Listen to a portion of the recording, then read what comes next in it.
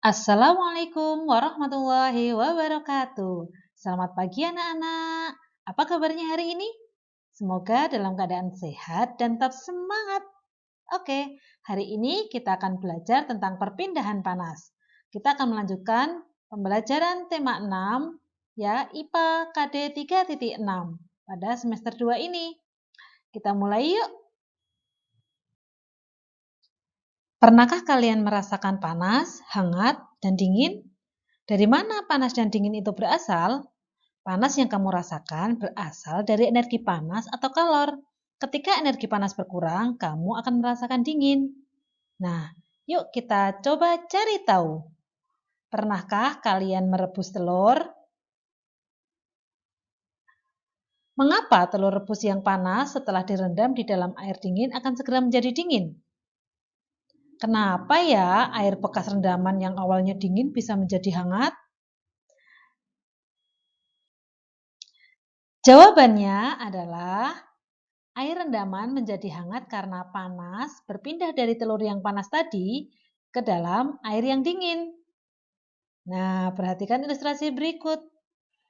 Telur memindahkan panasnya ke dalam air sehingga air menjadi lebih hangat yang tadinya dingin.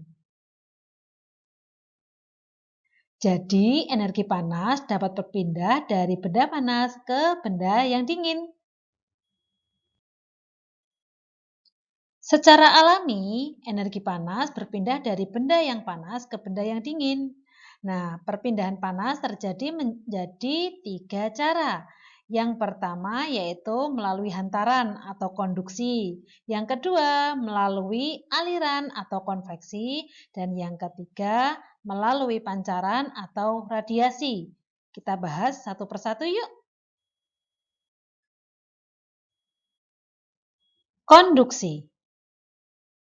Agar kalian dapat memahami peristiwa konduksi, perhatikan ilustrasi berikut ini.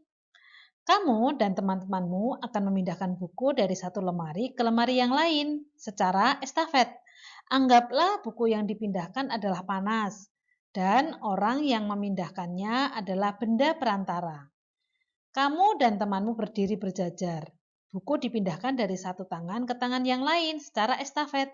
Jadi, pada peristiwa ini yang berpindah hanya buku saja. Kamu dan teman-temanmu diam di tempat dan tidak berpindah. Nah, begitupun dengan peristiwa konduksi, hanya panas yang berpindah, bendanya atau benda perantaranya tetap. Jadi, konduksi adalah perpindahan panas melalui suatu benda tanpa disertai perpindahan benda. Nah, contoh dari peristiwa konduksi yaitu cobalah kamu membuat kopi atau minuman panas, lalu celupkan sendok untuk mengaduk minuman tersebut. Biarkan beberapa menit, maka sendok tersebut akan menjadi panas. Panas dari air akan berpindah ke seluruh bagian sendok, sehingga tangan kalian akan merasakan panas saat memegang sendok. Contoh lain yaitu pada saat kalian menyetrika. Untuk merapikan pakaian, kita memerlukan sesuatu yang panas namun tidak merusak.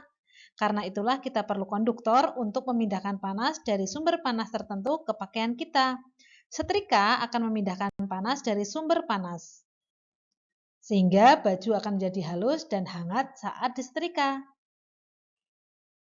Benda di sekitar kita memiliki dua sifat. Yang pertama, konduktor.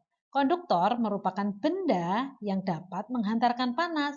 Ini contohnya besi atau aluminium. Selanjutnya, isolator atau benda yang sulit atau tidak dapat menghantarkan panas. Contohnya kayu dan plastik. Perpindahan panas yang selanjutnya yaitu konveksi. Perhatikan gambar berikut ini. Kamu akan memindahkan tumpukan buku dari lemari ke meja. Buku diumpamakan sebagai panas. Sementara itu kamu diumpamakan zat perantara. Untuk membawa buku tersebut, tentu kamu harus berpindah tempat dari lemari menuju meja. Jadi perpindahan panas secara konduksi menyertakan perpindahan benda perantaranya. Bisa dikatakan konveksi merupakan perpindahan panas melalui suatu benda disertai perpindahan benda atau zat perantaranya atau aliran. Contoh dari peristiwa konveksi adalah terjadinya angin laut. Pada siang hari, matahari memanasi daratan dan lautan. Daratan akan lebih cepat menyerap panas dibandingkan lautan, sehingga suhu di daratan menjadi lebih tinggi daripada di laut. Angin akan bergerak dari suhu yang rendah ke suhu yang tinggi. Oleh sebab itu, pada siang hari terjadilah angin laut, angin yang berhembus dari laut ke darat. Jadi kebalikannya ya. Berikutnya yaitu angin darat. Angin darat adalah angin yang bertiup dari darat ke laut. Angin darat terjadi saat malam hari. Nelayan yang masih menggunakan kapal layar, angin ini digunakan untuk berangkat mencari ikan di laut. Nah, kalian sudah paham ya? Selanjutnya, perpindahan panas yang ketiga yaitu radiasi. Pernahkah kalian menjemur baju pada pagi hari lalu pada siang harinya menjadi kering? Nah, kenapa bisa demikian? Bagaimana panas matahari dapat berpindah ke benda-benda tersebut? Bukankah jarak matahari sangat jauh dari bumi? Panas matahari tidak dapat menghantarkan secara konduksi karena udara merupakan konduktor yang buruk. Panas matahari juga tidak dapat menghantar secara konveksi karena antara matahari dan bumi terdapat ruang hampa yang tidak dapat menghantarkan panas. Jadi, panas matahari sampai ke bumi melalui pancaran gelombang elektromagnetik yang terjadi secara terus-menerus melalui ruang angkasa. Jadi, radiasi adalah perpindahan panas tanpa melalui zat perantara atau perpindahan melalui pancaran. Contoh peristiwa radiasi yang lain yaitu pada saat kalian berdiri di sekitar api unggun, kalian akan merasakan panas. Kenapa? Karena panas dari api unggun akan memancar ke tubuh kalian melalui udara. Nah, kalian sekarang sudah paham kan? Demikian pembelajaran kita hari ini. Semoga bermanfaat dan tetap semangat untuk belajar. Selamat belajar. Assalamualaikum warahmatullahi wabarakatuh.